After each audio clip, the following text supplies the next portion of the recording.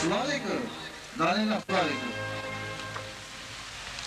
նաև թիմնապահն է եղել, իթեկում նա եղել, բաչկանա, եկենք լինենք Սլավիկի նոման տվեք, կարող դուք ուզելան չլինի Շահմյանը, Հարաբաղը, չավակ եք ստել, ստից բտես զուրսներ անենք, մեկ գնակ տներմը քնենք, աշխատենք, գշերութեք, 2 օր առաջ Վանիկ Լալայանը հողին էր հանձնել Շահումյանում նահատակված Չարենցավանցի ընկերոջը Սլավիկ Դանելյանին։ Ծնկել էր, համբուրել դրոշն ու դիմել հավաքվածներին։ Զգում եմ, որ վերջս սա է լինելու, այս կռիվը երկար կտևի, ինձ բերեք ընկերոջս մոտ թաղեք։ Այդպես էլ արեցին։ Վանիկը ժողովրդին ասում է, որ պատերազմ մենք կռվենք, մեր հողերը պահենք։ Ու ժողովուրդը որոշ մասան արդեն լավ էր ընկալում, լավ էր իմանում ու որոշ տղաներ արդեն մտան ջոկատը, մեր ջոկատը։ Վանիկի ասածները ժողովրդի համար մեծ դաս էր։ Առավոտյան արշալույսին հաշիվ չկար թուրքի զորքին։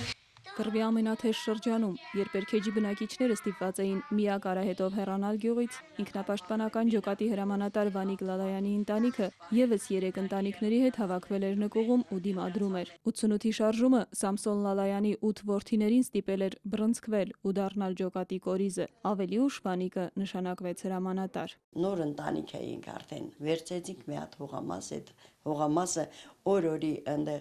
որ սերմը գցում էինք, այնքան փարթամ էր աճում, ոնց որ ավելի ենք հպվում էլի հողին։ Այն ժամանակ, երբ որ ես գնում էի այդ հողամասը, այդ թուրքի կողմից կրակոցներ էր լսվում, ասում եմ մի վախեցի, դու արխային գնա, թե չէ ասում որ դու չգնաս ուրիշներն է քեզ են նայում։ Ժամանակ չունեմ դու եկա խոսալու, հիմա պիտի գնամ դե, մարդկրնից չի վախին, մարդ մահանավուշ չի վախին, աթորը համար չկարվենք,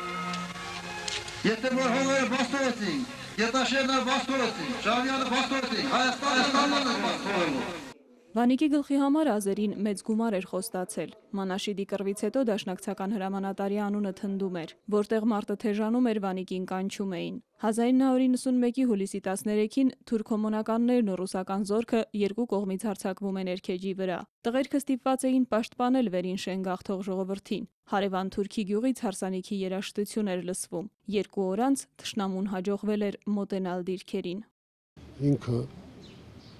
հարվածում էր իր զենքով, հեռահար զենքով թուրքերի դիրքերին, որպեսզի տղաները կարողանան Բաղդասարին հասցնեն,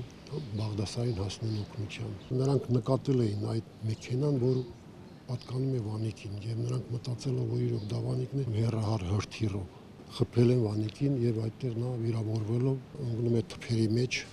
Ծառին կրթնած, հրացանին հենված, բոլոր փամփուշտները կրակած, բարգուճները շուրջը ցրված գտան Վանիկին։ 2 օր արնակամ էր եղել, բայց մեջքը գետնով չէր տվել։ Ասում են միշտ էր այդպիսին, մինչև պատերազմը սովխոզի գլխավոր ինժեներն էր, կարդացած, կազմակերպված։ Ավելի ուշ, երբ նոր ջոկատներ էին բերում, ծանոթանալուն պես կանչում էր իր հետ ուժ փորձելու։ Կոխ էին բռնում եւ ուզում էր, որ իրեն հարգեն ոչ իբրև հրամանատարի, վախենալով, այլ սիրելով։